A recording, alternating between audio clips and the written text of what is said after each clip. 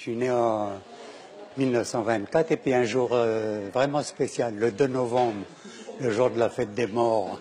André Nakagawa est une de ses mémoires du Faubourg Blanchot. Comme d'autres anciens, il est venu aujourd'hui à la Maison Cellière raconter le quartier des années 1910 à 1970. Photos, documents et souvenirs réunis par l'association Témoignages d'un passé font revivre l'ambiance de l'époque. C'était une vie peut-être un peu, on va dire, de village, parce que le Faubourg n'avait pas du tout l'aspect qu'on lui connaît maintenant.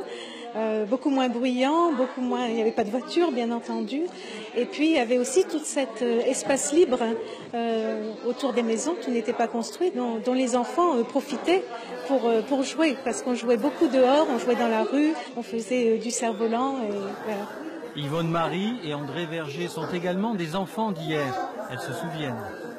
On jouait aux Indiens, on avait des arcs, on allait tuer les petits oiseaux, on jouait sur les dalles des Américains, on jouait au football. On faisait de la luge, là, des traîneaux sur l'herbe, on coupait de l'herbe pour les lapins, on cueillait du laitron, on donnait à manger à nos poules. Pour nous, c'était génial. Et après, on vendait des bouteilles, on allait revendre aux petits commerçants, on s'achetait du cider et de la limonade, et puis on était les rois du monde.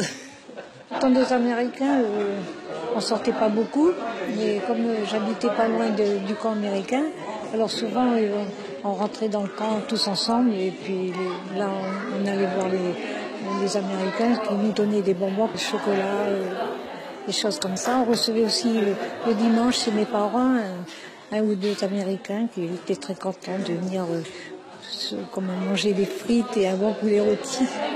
Les enfants du Faubourg, une exposition désormais permanente à la Maison Cellière.